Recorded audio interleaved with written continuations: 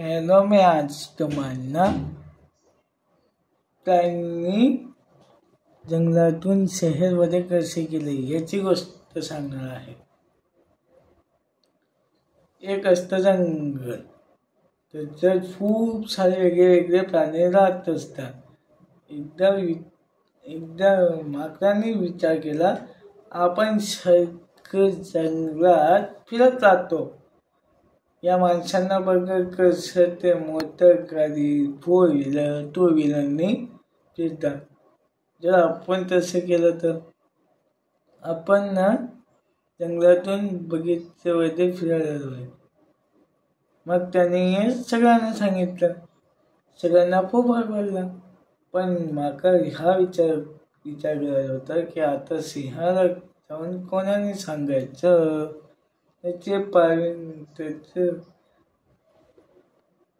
त्याचे परमिशन असेल त्यांना. कोणीच तयार नाही झाला. मग माका मिळालं, आपला कोल्हा खूप हुशार आहे, तो हा काम बरोबर करेल. माका म्हणतो, काय कोल्होबा?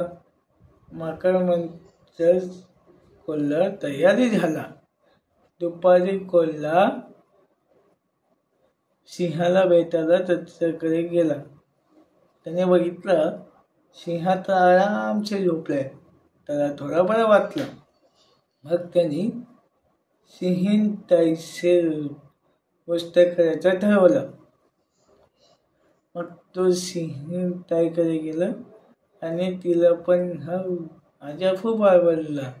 मग सिंहाला लगेच उठवलं आणि त्यांनी परवानगी दिली फिरायची. तर मग कोल्ह्याने सांगितलं की काय काय करायचं ते पण सिंहाला सांगितलं. तर मग सगळे म्हणत होते आपला डब्बा आणावं लागेल. तर मग हत्तीने काळा कोट घातला, सस्याने पांढऱ्या रंगाचं टी-शर्ट घातलं आणि हन्नताईंनी साडी नेसली. आणि मग पुढे कोल्हा आणि माकड नाश्ता दाखवण्यासाठी सगळे चालता सगळे शहरात पोहोचले. पण झालं काय गडबड, सगळे प्राण्यांना बघतात. सगळे माणसाने फटाफट आपले घरचे दरवाजे बंद करून घेतले आणि दोनच प्राण्यांना बघत होते. खूपच चालता ते बगीच्यामध्ये येतात.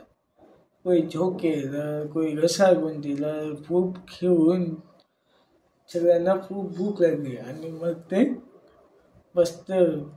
सिंहीणताईने मांस आणलेला असतो, सिंहाने मांस आणलेला असतो आणि सस्याला गाजर आणि बाकीच्या भाज्या आणलेल्या असतात. सगळ्यांनी आपलं आणलेलं असतं. मग खाऊन थोड्या ट्रेनमध्ये फिरून मग ते परत जंगलासाठी निघाले. आणि असं प्रवास करून ते परत जंगलात येऊन राहू लागले. अशी होती जंगलाचे जो प्राणी असतात ते जंगलातून शहरामध्ये कसे गेले याची गोष्ट